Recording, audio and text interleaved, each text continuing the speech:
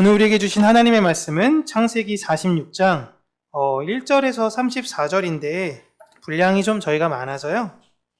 1절에서 7절 읽고 그 다음에 26절에서 34절 저희가 읽도록 하겠습니다.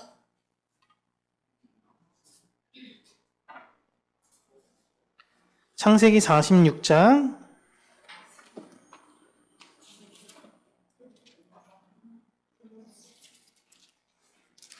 네, 1절에서 7절 읽도록 하겠습니다. 이스라엘이 모든 소유를 이끌고 떠나 브엘세바에 이르러 그의 아버지 이삭의 하나님께 희생 제사를 드리니 그 밤에 하나님이 이상 중에 이스라엘에게 나타나 이르시되 야곱아 야곱아 하시는지라. 야곱이 이르되 내가 여기 있나이다 하매 하나님이 이르시되 나는 하나님이라 내 아버지의 하나님이니 애굽으로 내려가기를 두려워하지 말라. 내가 거기서 너로 큰 민족을 이루게 하리라. 내가 너와 함께 애굽으로 내려가겠고 반드시 너를 인도하여 다시 올라올 것이며 요셉이 그의 손으로 내 눈을 감기리라 하셨더라.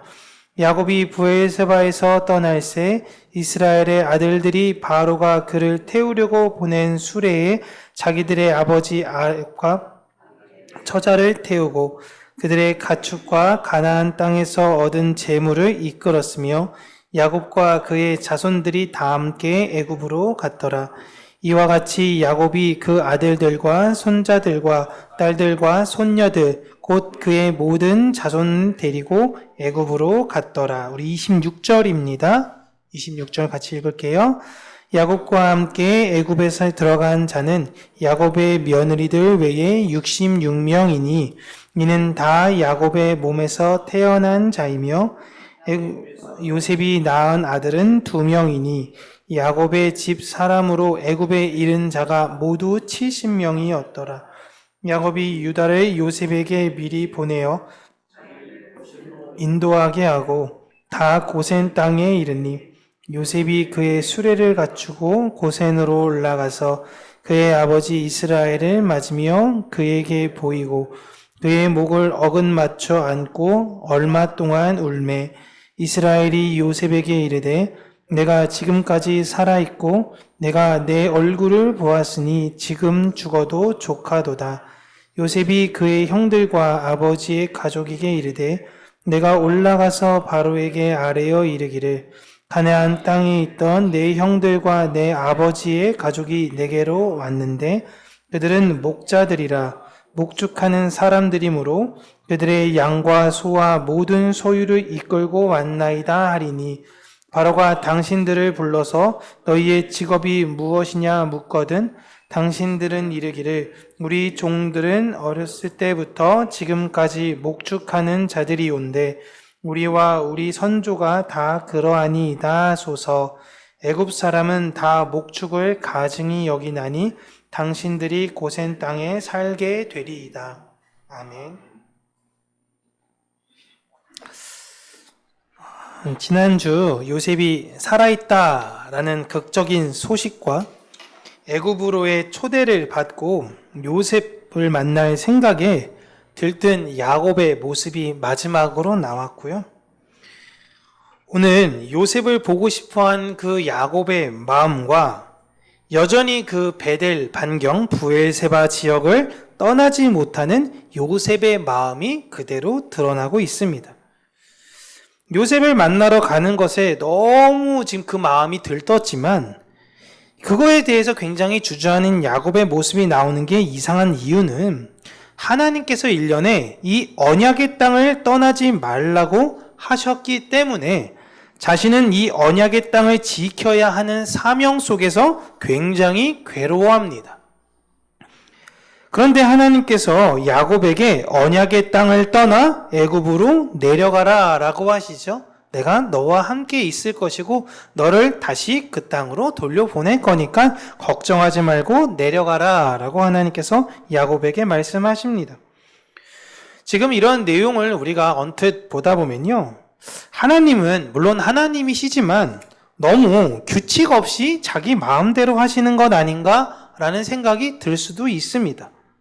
어떤 때에는 어느 지역으로, 언약의 지역으로 내려가야 한다라고 하셨다가 어떤 때는 언약의 지역을 떠나라라고 하시잖아요.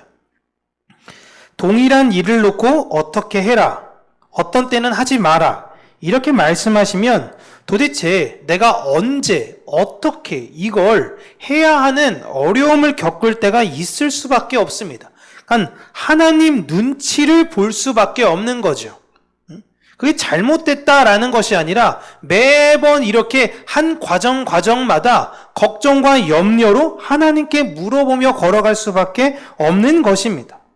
여러분의 자녀가 어렸을 땐 모르겠지만 장성한 다음에 아빠, 나 양치해도 돼요? 양치해. 아빠, 나 물 먹어도 돼요? 물 먹어도 돼. 아빠, 나 양말 신어도 돼요? 신어도 돼. 아빠, 나 그만 얘기해. 네가 알아서 해, 그거는. 이렇게 할 수 있잖아요. 근데 계속 눈치 봐서 어떤 때는 물을 먹으면 안 되나 이렇게 고민하는 것 자체는 사실 너무 넌센스입니다. 율법에도 보시면요, 하나님께서 피에는 생명이 있으니 너희들이 동물은 먹어도 되지만 피째 먹지 말아라 라고 명령하셨습니다. 절대 피째 먹으면 안 되는 거예요. 그런데 예수님께서는 유대인인 제자들을 모아놓고 포도주를 주시면서, 자, 이 포도주는 포도주가 아니야. 이 포도주는 이제부터 나의 피, 곧 언약의 피다. 아, 그래요, 예수님? 그럼 이거 어떻게 할까요? 마셔. 라는 거예요. 피 먹지 말라고 했잖아요. 마셔. 야, 이거 어떻게 해야 되나? 라고 생각이 드는 거죠. 그런데 다시 초대교회를 가보면요, 율법에 대해서 이제 치열한 논쟁이 있었을 때에 어떻게 우리가 율법에 대해서 지킬까 말까라는 치열한 논쟁 가운데 그냥 4가지만 딱 금지만 시켰는데 그 중에 하나가 피째 먹는 행위는 하지 말자라는 것입니다. 그럼 이걸 어떻게 성경을 받아들이고 우리가 지금 해석을 해야 되는 겁니까? 그러니까 예수님의 피만 먹으면 되고 다른 피는 먹으면 안 되는 것인가? 라고 생각을 하잖아요. 그렇기 때문에 실제로 이렇게 받아들이고 피가름에 관련된 교리를 이야기하는 사람들이 많이 있어요. 대부분이 이단들이죠. 이런 식으로 그 율법에 관련된 성경의 내용들을 적용하다 보면요, 말을 잘하는 목사나 혹은 어떤 기관에서 이게 이렇다, 성경 해석은 이렇다라고 정해져 버리면 진짜 그게 법이 되는 거예요. 그래서 예수님은 새로운 계명을 그의 제자들에게 주시고 교회들에게 주셨는데, 자, 율법을 내가 다시 줄 거야. 이렇게 요때는 요렇게 하고 요때는 요렇게 하고 요때는 요렇게 해라. 이렇게 하지 않으셨습니다. 예수님께서는 새 계명을 주겠다고 하시고는 서로 사랑해라.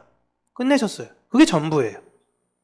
그 말은 무엇이냐면 하나님은 우리의 행위가 어떤 동기에서 출발을 하는지를 보시겠다라는 거예요. 사람은 얼마든지 타인을 속일 수 있습니다. 그러나 하나님은 속일 수 없어요. 하나님은 야곱이 베델에 있는지 없는지, 브에세바에 머물지 않는지, 그게 중요한 것이 아니라요, 하나님의 약속을 그가 어떻게 생각하고 있느냐, 그 마음을 보셨던 겁니다. 행동은 그 다음인 거예요. 그런데 예수님 당시며 지금도 사람들은 율법이라는 틀에 여전히 박혀 있어요. 그래서 하나님을 계속적으로 오해하고 있는 것입니다. 야곱 또한 지금 하나님을 신실하게 섬기는 것 같아 보이지만 언뜻 보면 하나님을 오해하고 있는 거예요. 그렇기 때문에 어떤 행위를 해야 하는지를 제사를 통해 하나님께 물어보고 있는 것입니다. 하나님, 저 진짜 어떻게 해야 될지 모르겠어요. 저 아버지의 하나님, 저에게 응답해 주세요 라는 희생 제사를 드렸던 것입니다. 물론 하나님께 물어보며 행동하려는 이 야곱의 태도는 너무 좋아요. 우리가 양말을 왼쪽부터 신니 오른쪽부터 신니 이런 거에 대한 물어볼 정도는 아니지만 결국은 하나님께 그렇게 친밀하게 물어보며 사는 것은 너무나 좋은 겁니다.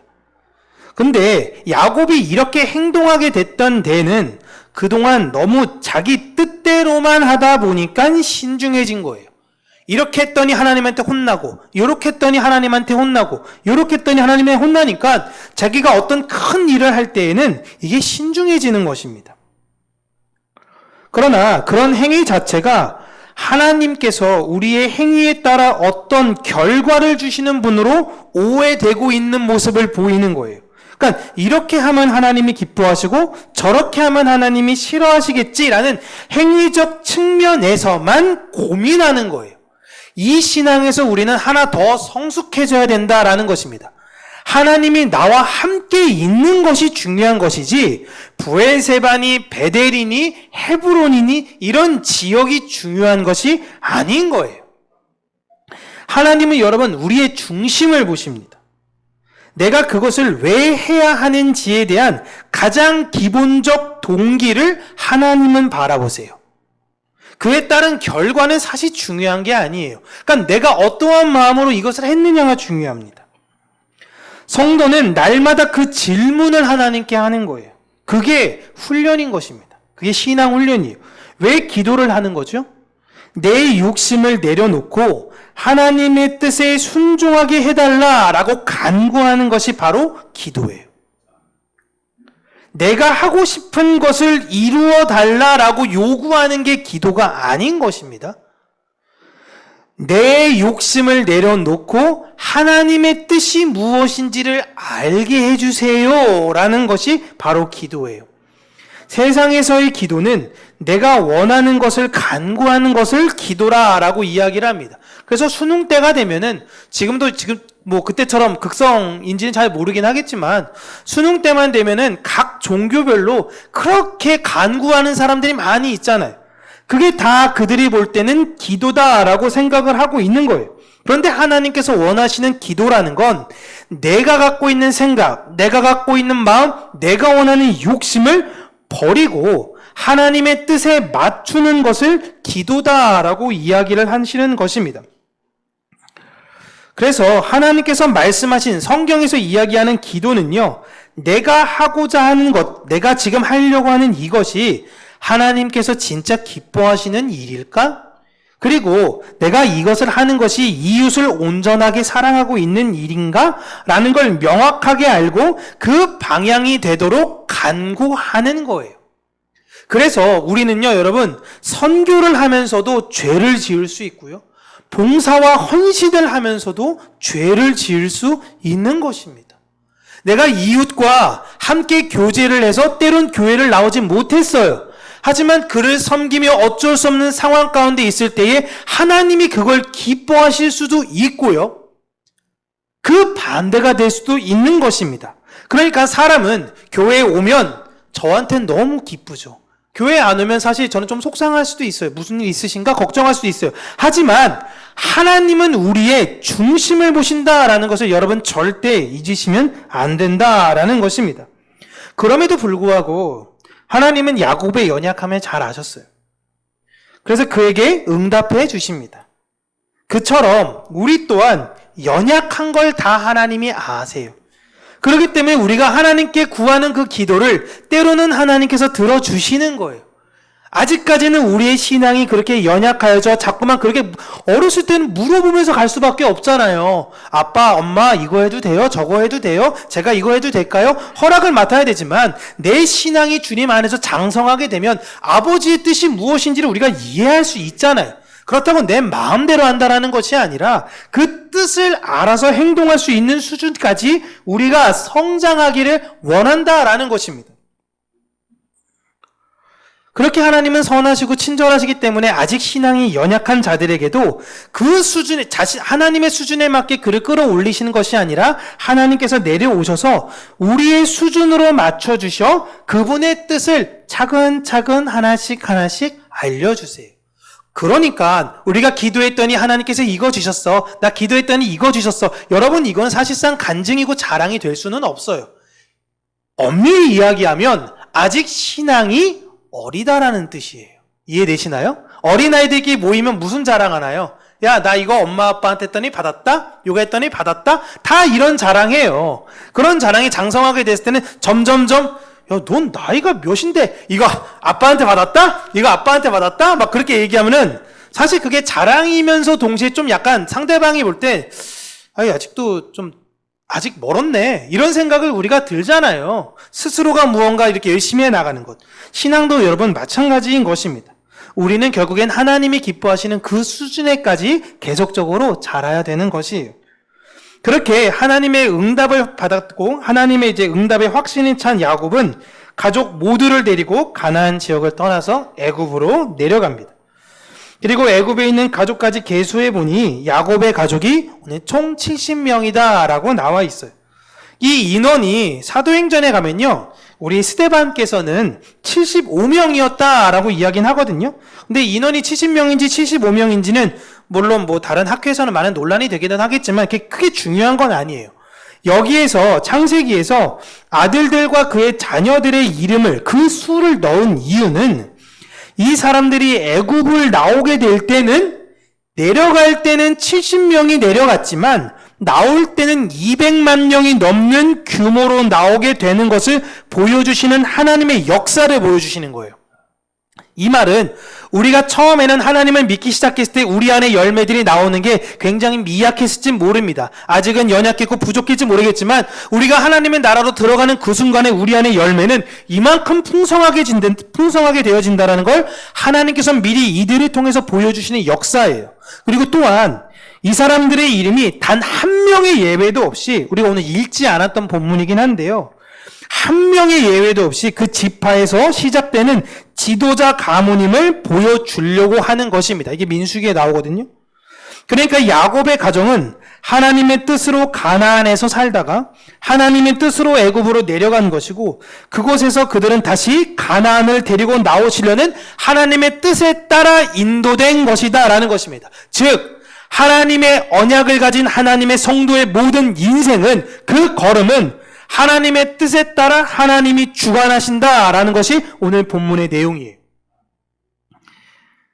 애굽이라는 곳은요, 하나님의 약속을 받은 사람들이 자라고 성장하는 곳입니다.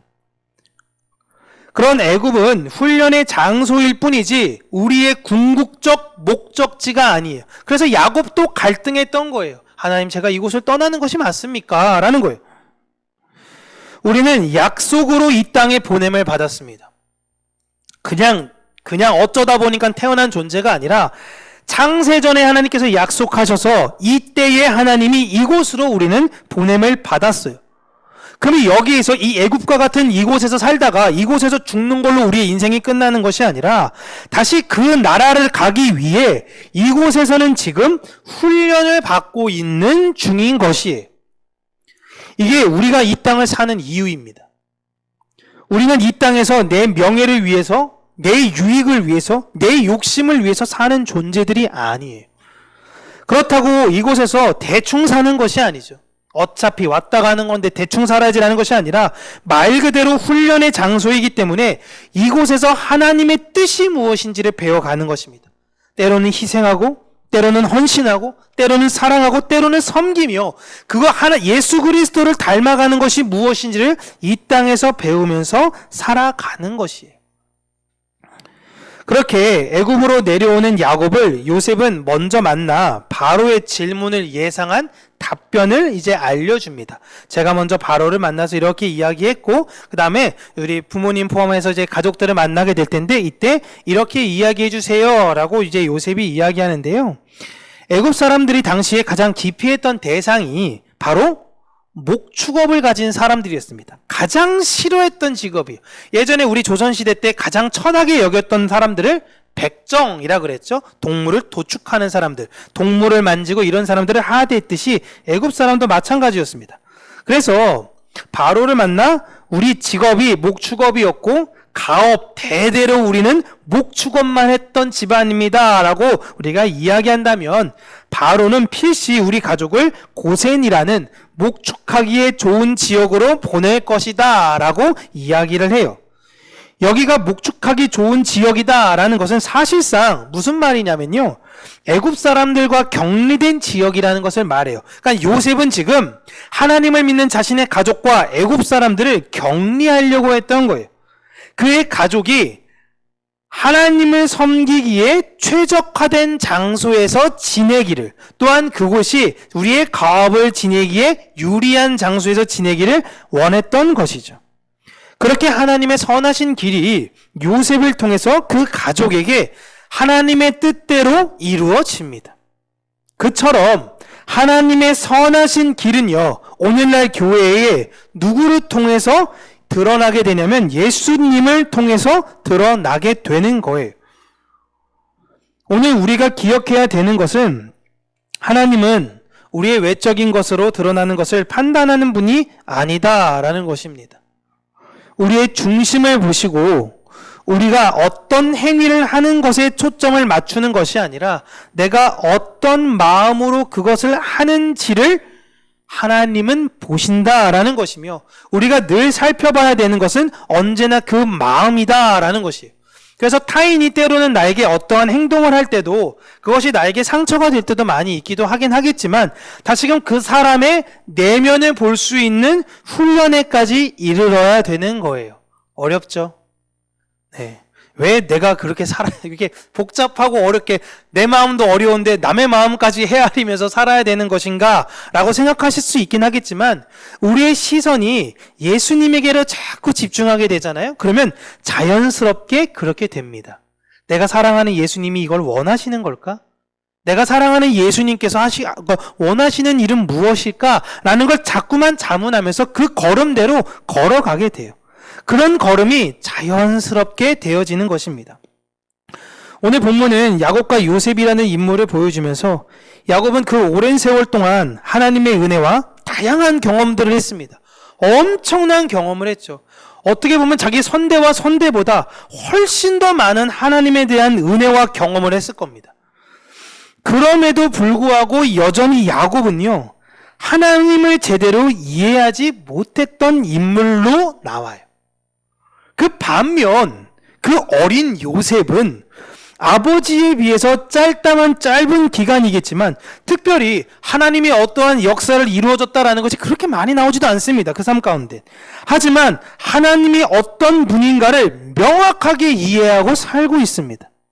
제가 이렇게 말씀드린 건 야곱이 미련하고 요셉은 지혜롭다 이야기를 하고 있는 것이 아니에요.